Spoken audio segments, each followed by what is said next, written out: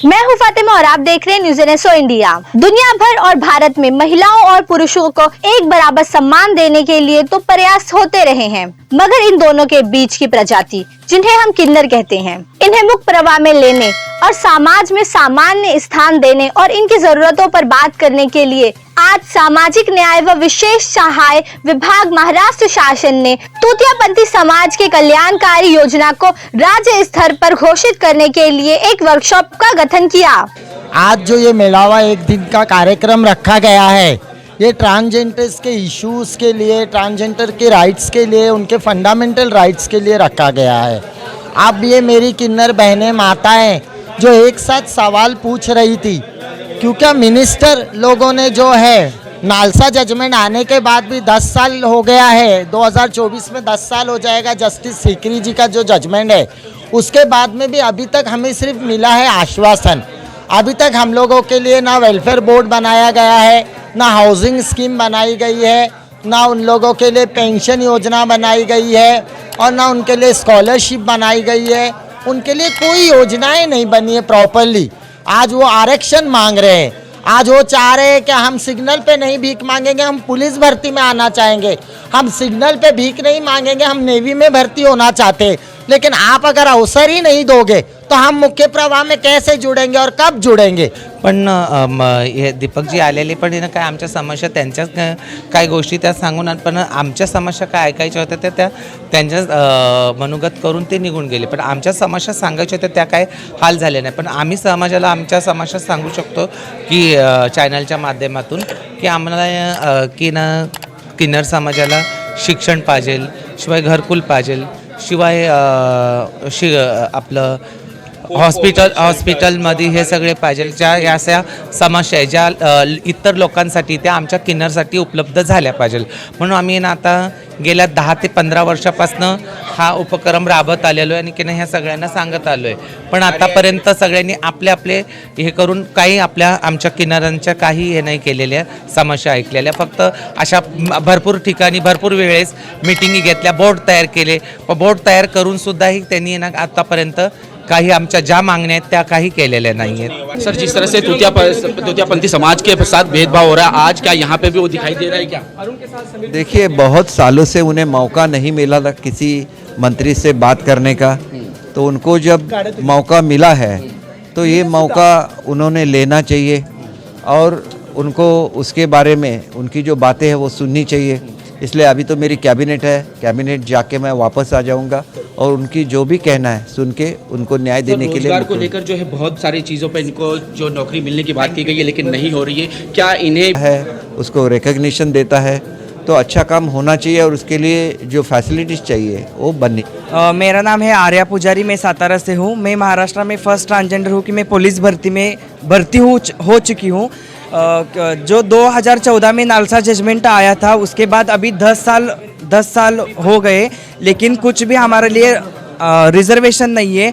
इसका कारण सामाजिक न्याय विभाग है। इनका काम है कि 10 साल से रिजर्वेशन देना चाहिए था, लेकिन अभी हम पुलिस में भर्ती हो चुकी है, क्वालिफाई हो गए हैं, लेकिन अभी बोल रहे हैं कि आप ट्रांसजेंडर हो इसीलिए हम आपको भर्ती नहीं कर सकते, आपको रिजर्वेशन नहीं है। इसकी गलती कौन किया? सामाजिक न्याय विभाग ने किया है, इसमें हमारी गलती नहीं है। तो हम भर्ती हो के भी आज 1 साल हो गए भर्ती हो के में मेरे को आज तक पुलिस में भर्ती नहीं करवा रहे, क्योंकि पिटीशन डाल के भी मैट कोर्ट ने बताया है कि ट्रांसजेंडर लोगों को आपको स्पेशल सीट रखे, आप ट्रांसजेंडर को भर्ती करवाए, लेकिन आज तक नहीं हो रहा है। यही सामाजिक न्याय विभाग यहाँ बोल रहा है की कल्याणकारी तृतीयपंथी व्यक्तीच्या कल्याणासाठी आपण कार्यक्रम घेतोय आणि हेच सामाजिक न्याय विभाग कोर्ट में आके बताता है कि हम ट्रांसजेंडर लोगों को नहीं भर्ती कर सकते। तो काय को ये नाटक कर रहे, खाली केंद्र सरकार को इनको दिखाना है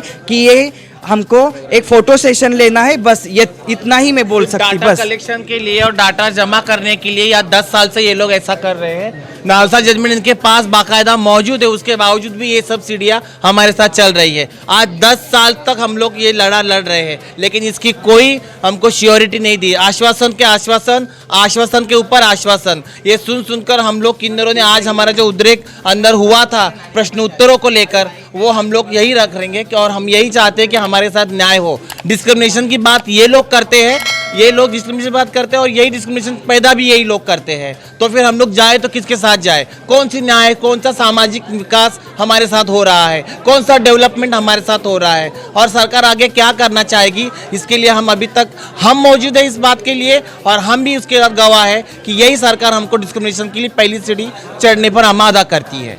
आज हमने यहाँ मुंबई में तृतीय पंथी लोगों के लिए, जो कि सब किन्नर है, उनके लिए एक स्टेट लेवल की वर्कशॉप यहाँ हमने रखी है, जिसमें हम उनकी जो कल्याणकारी योजनाएं है उसके बारे में हम उन्हें जानकारी दे रहे हैं और इसके उपरांत उनके जो समस्याएं हैं, उनके जो कुछ उनको हम शासन के प्रति उनकी अपेक्षाएं हैं वो भी हम उनकी सुन ले रहे हैं और उसमें हम उनका समाधान करने का प्रयास कर रहे हैं। नहीं, आप ऐसा नहीं कह सकते कि इसका समाधान नहीं हुआ। शासन इस पर ज़रूर कार्रवाई कर रही है और प्राधान्य से कार्रवाई कर रही है। अभी आज का जो वर्कशॉप है उसी की परिणति है। इसके पहले भी शासन ने तृतीय पंथी के लिए वेलफेयर बोर्ड बनाया है, उसका GR निकाला है, उस पर एक्ट आया है, उनके लिए बजट में प्रावधान किया गया है। तो शासन इसमें काम कर रही है। ठीक है, उनकी अपेक्षाएं बहुत ज़्यादा है तो उसमें थोड़ा समय लगेगा शासन को, लेकिन शासन पूरी तरह प्रयास कर रही है कि उनकी सब समस्याओं पे समाधान निकाला जाए।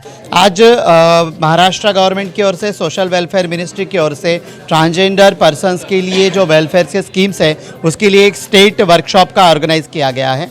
लेकिन इस वर्कशॉप को ऑर्गेनाइज़ करने से पहले मैं एक बात सबके सामने रखना चाहूँगी कि पिछले 10 सालों से, जब से नालसा 2014 में आया है और ट्रांसजेंडर एक्ट 2019 में आके गया है, 2020 में उसकी गाइडलाइंस भी आ चुकी है, स्माइल जैसा एक बहुत बड़ा प्लान भी आ चुका है। लेकिन इन सारी बातों पर गौर न करते हुए केवल पिछले 10 सालों में गवर्नमेंट ऑफ महाराष्ट्र, जबकि 2017 में गवर्नमेंट महाराष्ट्र का ट्रांसजेंडर वेलफेयर बोर्ड पहली बार गठित हुआ था, तब से लेकर डेटा कलेक्टिव वाली बात ही चल रही है। महाराष्ट्र गवर्नमेंट के पास कोई सब प्लान नहीं है जिसमें से कि ट्रांसजेंडर पर्सन का वेलफेयर हो सच में। तो मैं तो यहाँ पर ऑन मीडिया में ये ब्लेम करूँगी कि government of Maharashtra policy level पर ट्रांसजेंडर के साथ डिस्क्रिमिनेशन की जो दृष्टि है वो खुद रखते हैं। वो खुद नहीं चाहते कि तृतीय पंथी समुदाय का भला हो, क्योंकि एक तो पॉलिटिक्स वोट बैंक पर चलता है। महाराष्ट्र में हम इतनी बड़ी वोट बैंक नहीं है कि एक आमदार हमारा चुनकर ला सके या इनको पॉलिटिकल चैलेंज दे सके, लेकिन ये आने वाला वक्त तय करेगा। हम भी अभी स्ट्रीम में आ चुके हैं, तो मैं खुले में आह्वान करूँगी कि आने वाले वक्त में, जैसे आपने कुछ वक्त पहले देखा कि सदन में हमारी आवाज़ गूंजेगी और टेबल पर हमारी भी थाप लगेगी और हम ज़रूर अपना आवाज़ बड़ा करेंगे। 2014 में 2014 से लेकर 2024 आ रहा है, 9 साल हो रहे हैं, लेकिन 9 साल में कुछ भी नहीं हुआ। हमें कंपेयर करते वक्त हमें विकलांगों के साथ कंपेयर किया। विकलांगों को घर से बाहर निकाला नहीं जाता, जो हिजड़ों को निकाला जाता है। विकलाम जी, आतापर्यंत विकलाम फक्त विकलाम आहे, पण विकलामापेक्षाही किन्नर विकलाम आहे, कारण की ते मनाने विकलाम आहे, शरीराने विकलाम आहे आणि घरातून तर विकलाम। खुशखबरी तो है आपके लिए कि आपको थर्ड जेंडर का एक कॉलम तो दिया गया है। किन्नर विकलाम जी नहीं, काफ़ी जगहों पे नहीं दिया गया हुआ है वो कॉलम है। कुछ जगह पे वो अभी भी मेल एंड फीमेल है, वहाँ पे कॉलम नहीं है। जैसे हमारे कुछ यही शिकायत लेकर पुलिस भर्ती की भी आई है। यही पुलिस भर्ती की शिकायत है। हर एक एग्जाम में हमारी आर्या पास हो चुकी थी, तो कोई आरक्षण की लेडीज के इसमें देंगे तो हमें वो नहीं चाहिए, क्योंकि देखो समाज में अभी तक तुमने देखा है की जाती किती जाती, एक मिनिट, जाती किती आहेत समाजामध्ये आतापर्यंत तुम्ही बघितलं असेल, पण खऱ्या जाती पृथ्वीवर भूतलावर फक्त 2 जाती आहे, बाई, माणूस आणि किन्नर। आतापर्यंत त्याच्या पुढं काही जाती नाही, ह्या जाती माणसांनी निर्मित केलेल्या आहेत, पण ज्या तयार झालेल्या जाती आहेत त्या फक्त 2 जाती आहेत, एक बाई, माणूस आणि किन्नर। कारण की बाईच्या पोटातूनच किन्नरनी जन्म घेतलेला आहे। एक सांगू तुम्हाला, गायनी वासरू दिलं, आईनी लेकरू दिलं, गाईचं वासरू घरात राहतं आणि आईचं हिजडा बाहेर का राहतो। कि आज की ये कार्यशाला में सर्वप्रथम सरकार का लेखा जोखा रखना बहुत ज़रूरी था कि इतने सालों में हमने इन समाज के लिए क्या किया और फिर क्या रह गया, उस पर चर्चा होनी चाहिए थी। हालांकि बार बार उनको बुलाकर बार बार उनसे क्या एजुकेशन में आपको क्या चाहिए, रोज़गार में आपको क्या चाहिए, आरोग्य में आपको क्या चाहिए, घरों के सवालों पे आपको क्या चाहिए, ये सारे सवाल है ही है, ये पूछते रहने वाले हैं। लेकिन आज तक क्या हुआ वो रखना बहुत ज़रूरी था। और दूसरी बात, मुझे लगता है मैं बहुत सालों से ये मांग कर रही हूँ कि सबसे पहले किसी के लिए सुविधा, योजनाएं, नीतियां बनाने के पहले उनकी जनगणना बहुत ज़रूरी है। तो मेरी दरख्वास्त है केंद्र सरकार, अभी केंद्र सरकार यूएनडीपी के अधिकारी आज यहाँ पे उपस्थित है, मेरी उनसे दरख्वास्त है कि वो पहले तो पूरे केंद्र के स्तर पर ओवरऑल पूरी जनगणना इनकी होनी चाहिए। जनगणना होगी तो जितनी भी पॉलिसियाँ, योजनाएं, नीतियाँ बनेगी ना, वो इम्प्लीमेंटेशन होने में फिर देर नहीं होगा। फिर इम्प्लीमेंटेशन के अमल के स्तर पर हम कार्य करने के लिए कार्यान्वित हो सकते हैं। जो ये आज जो कार्यशाला यहाँ पे रखी है, वर्कशॉप रखा है तृतीयपंथी लोगों के लिए, मगर पिछले 6 महीनों से ट्रांसजेंडर रिजर्वेशन की फाइल जो है वो सोशल जस्टिस डिपार्टमेंट में पड़ी हुई है। तो आप ये इधर हमारे लिए वर्कशॉप ले रहे हैं हमारे डेवलपमेंट के लिए, और उधर जो हमारी फाइल 6 महीने से आपके पास पड़ी उसको आप आगे नहीं कर रहे हो, तो मतलब आप सही में हमें जस्टिस देने वाले हो या फिर आप बस दिखावा कर रहे हो? तो मुझे लगता है ये सब दिखावे से अच्छा आप अगर वो 1% आरक्षण हमें दे के वो फाइल आगे करें तो बहुत मेहरबानी होगी। क्या दिक्कतें क्या आ रही हैं आप? दिक्कतें अभी ये आ रही कि पहले एक तो 2019 में सब लॉ आने के बाद, ट्रांसजेंडर लॉ आने के बाद गवर्नमेंट ने जो हमें देना चाहिए था सब तरफ नौकरी में, सरकारी नौकरी में जो जगह देनी चाहिए थे वो तो दिए नहीं। फिर उस जगह के लिए भी हमें कोर्ट में लड़ना पड़ा। जब हम कोर्ट में लड़ के आए तो उसके बाद भी गवर्नमेंट हमें एक तो चैलेंज कर रहा है कोर्ट में, ये आपकी सेंसिटिविटी हमें दिख रही है। गवर्नमेंट बोल रहा था कि पुलिस रिक्रूटमेंट के लिए ट्रांसजेंडर आर नॉट कैपेबल। तो मुझे ये कहना है कि आप अगर हमारा एग्जाम ही नहीं लोगे तो हम कैपेबल है या नहीं आपको कैसे पता? तो यहीं पे हमें नेगेटिविटी दिख गई। और दूसरी बात, जब हाई कोर्ट में जाने के बाद, मैट कोर्ट में जाने के बाद हमें जब पुलिस भर्ती हमने दिया तो उसके बाद में हमें जो 1% ट्रांसजेंडर आरक्षण देना चाहिए था जो कि अदर स्टेट में दिया गया है, तो वो देना चाहिए था तो वो दिया नहीं। हमने धरने प्रदर्शन किए फिर भी माने नहीं। हम कोर्ट में अभी भी लड़ाई लड़ रहे हैं और एक जगह पे आप हमें दिखा रहे हो कि हम लोग आपके लिए वर्कशॉप ले रहे हैं, हम कितने सेंसिटिव है आपके लिए इस मुद्दे को लेकर। तो मुझे लगता है कि ये आप दिखावा ना करके रियल वर्क किया जाए तो बेटर रहेगा।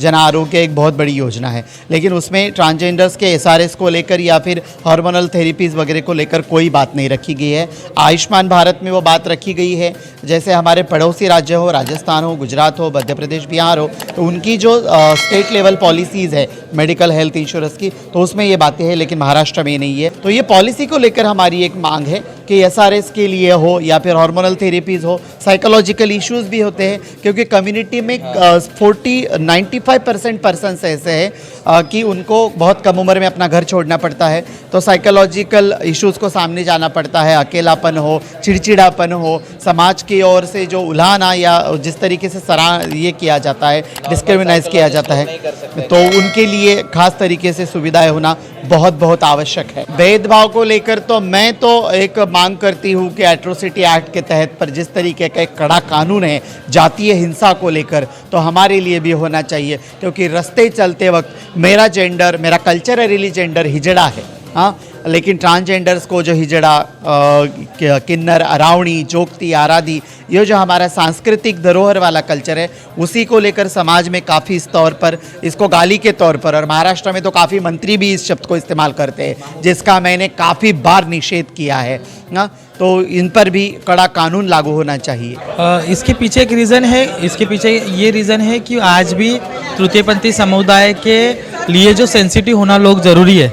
वैसे गवर्नमेंट सिस्टम में भी, लोक प्रतिनिधि में भी और लोगों में भी लोग आज भी सेंसिटिव नहीं है कि ये मुद्दों को लेके कि हमारे समाज का एक भाग है तृतीयपंथी।